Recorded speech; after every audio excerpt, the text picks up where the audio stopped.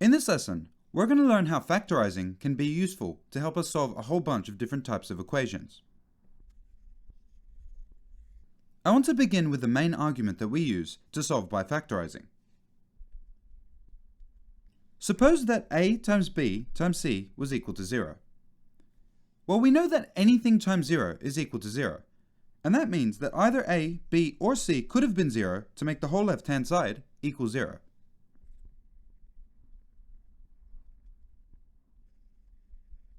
Now, this argument that we've written over here is true no matter how many things we're multiplying by each other. And therefore, we're going to use this argument to actually solve a whole bunch of different types of equations.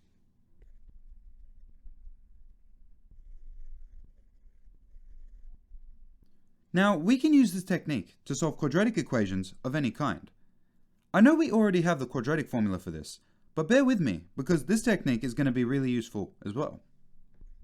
I want you to again imagine that we have a rectangle, where one of the sides is x plus p, and the other side is x plus q. Well, we can fill in the areas of the square to say that this is x squared, this is px, this is qx, and this is pq. Therefore, we can construct an equation from this by adding up all of these areas to write x squared plus px plus qx plus pq equals 0. We can also factor out an x in these two terms, so let me do that as well. So therefore, if we wanted to solve this equation here, where we have a quadratic equal to 0, I want you to notice that this could just be rewritten as x plus p times x plus q. So we can rewrite the whole equation like this. So now we just have two things multiplied by each other to equal 0. So we can use this theorem that we have up here. This means that x plus p can either be 0 or x plus q can be 0. So the whole point of doing this is that we started with an equation that's pretty complicated. Notice that it has two x's in it. But then by rewriting it like this, you've instead turned it into two equations with only one x. And as you know, those are really easy to solve. But instead of just talking about this in general, let's do an example together to see how it would work.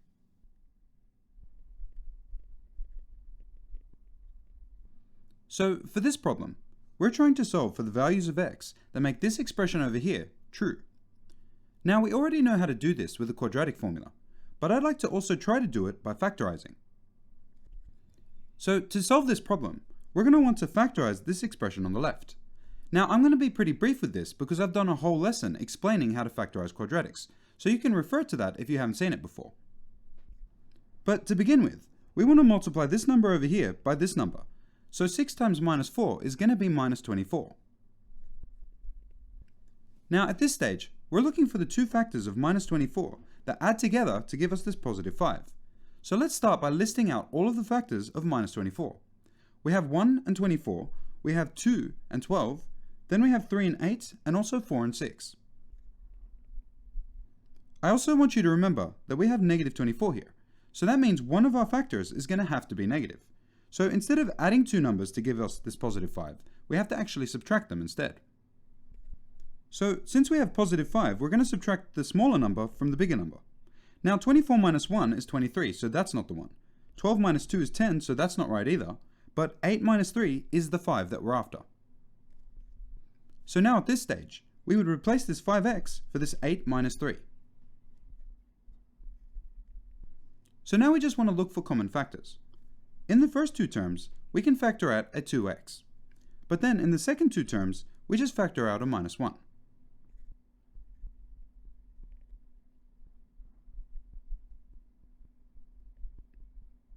Then after this, you can see that 3x plus 4 is just common to both of these. So we can just factor out the 3x plus 4. So therefore, 6x squared plus 5x minus 4 just factorizes into 3x plus 4 times 2x minus 1. If you expand this, you should just get back to there. But now that we've completed our factorization, we can finally apply this rule that we came up with at the start. I want you to notice that if this term over here is a, and this term over here is b, then if a is 0, it doesn't matter what the value of b is. And similarly, if b is 0, then it doesn't matter what the value of a is. So because this expression over here is totally equivalent to this expression down here, then if a is equal to 0, it does not matter what the value of b is, because 0 times anything is always going to equal this 0. Now, as we said before, this expression over here has more than one x, so you can't really solve it. But if we actually think of the case where a equals 0, then it turns out that we can say that 3x plus 4 equals 0. And in that case, we only have one x, and therefore we can solve for it. So whenever 3x plus 4 is going to equal 0, then this whole term will be 0, and this doesn't matter. We can also say the same thing for this term. If 2x minus 1 is equal to 0, then it doesn't matter what 3x plus 4 equals, because the whole expression will just become 0. So now I just want you to notice that we have two different expressions to solve, and both of them have only one x in them, so therefore we can solve them. Let's start by solving this equation first. To do that, we start by moving this 4 to the right hand side, where it will become negative. And then after this, we just divide by 3.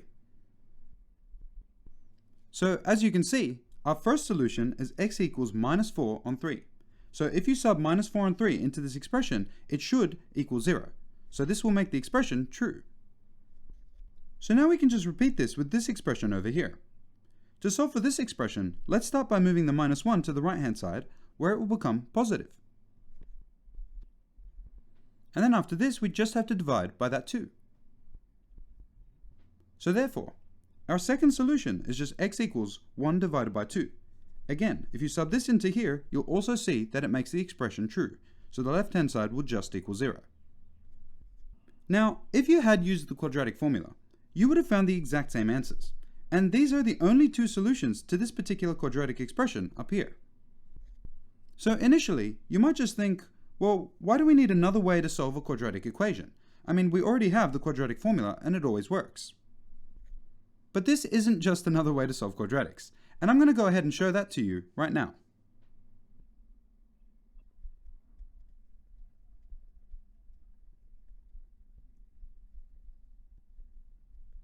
Now, I've written an important statement here. We've already said that we can solve quadratic equations with the quadratic formula, so why do we need a new technique?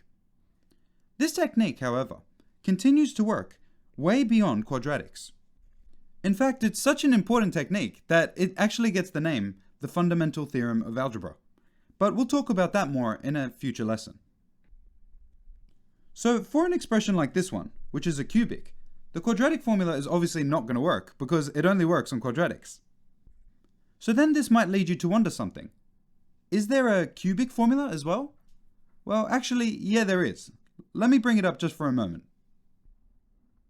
Now, the reason I've actually included this on a scrap piece of paper down here is because I just want to say that we would never want to use a formula that looks like this. But this does actually always give you one of the roots of this equation over here. If you have ax cubed plus bx squared plus cx plus d, this giant equation will give you at least one of the roots. And that, in my opinion, is a little bit unsatisfying. Now I want you to notice that it's pretty similar to the quadratic formula. It does have a negative b on 3a because it's a cubic, so instead of a 2a, this is a 3. It also has cubed roots instead of square roots because, again, it's a cubic, but it also includes square roots in here too. But overall, the complexity of this equation is really the main reason why you'd never want to use it, and I think you'll agree with me that we should look for a better way.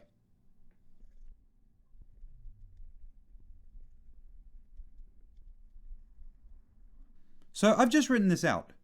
We could use the cubic formula, but you really shouldn't. Instead, factorizing is much simpler. So using this method over here is always going to be easier than pulling out the cubic formula.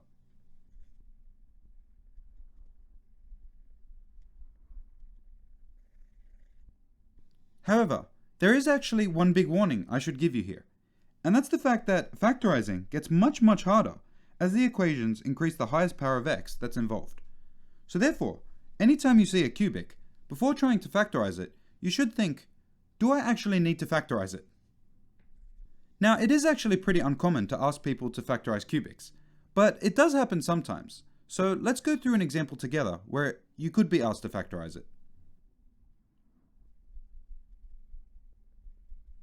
So this time, we want to find the values of x that make this cubic equation over here true. Now to actually solve this expression over here, you're going to need to find some way to factorize this left-hand side over here. Now how to do that is not immediately obvious, but let me go ahead and show you how to do it. You're going to want to pair the first term with the third term, and then you're going to want to pair the second term with the fourth term. So let me swap these two terms over here. Now in this particular case, the terms on the left can have an x factored out, but for these two terms we can't really factor anything, so I'm just going to put brackets around them. Now for this second bracket over here, I want you to understand that we could also rewrite it as 1 times this whole thing. So let me just include that 1. Now at this stage, I hope you can see that x squared minus 3 is a common factor, and that means we can move it out to the front. So at this stage, we know that this expression is completely equivalent to this expression down here. And that means either this is going to be 0, or this one is going to be 0. Because remember, anything times 0 must equal 0. Now in the case that this first expression is true, we can just move this 3 over to the other side, making it positive. And then we could just square root both sides, remembering that we need to include a plus minus whenever we do this. So this immediately tells us that the square root of 3 and minus the square root of 3 are both solutions to this original equation. Now we can also look at this other case where x plus 1 equals 0. In this case we can just move the 1 over to the other side, making it negative.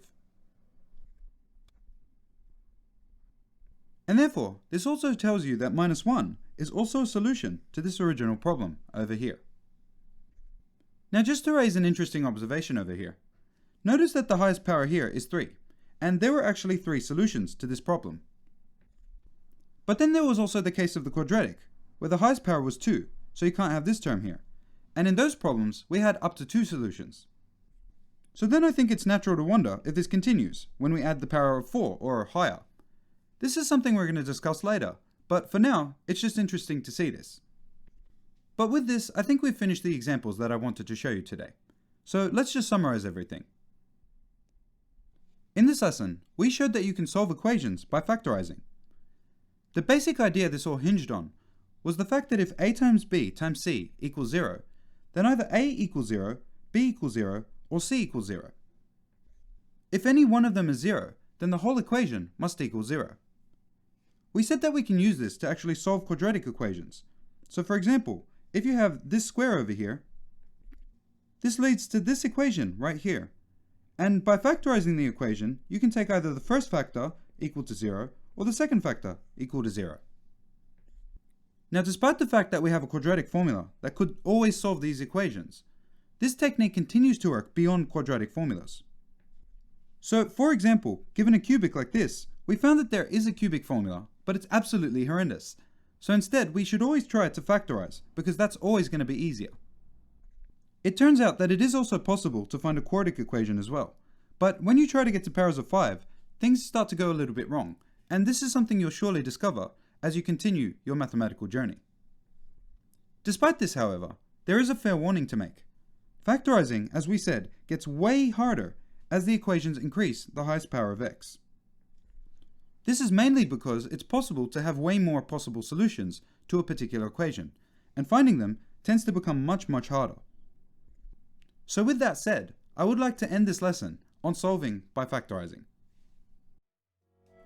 Thanks for watching another Trina video. If you want to say thanks, you got to show your friends. Or maybe you should just visit us at trina.org, where you can track your progress and have access to questions and heaps of other awesome stuff. Or maybe you should just like and subscribe. That works too.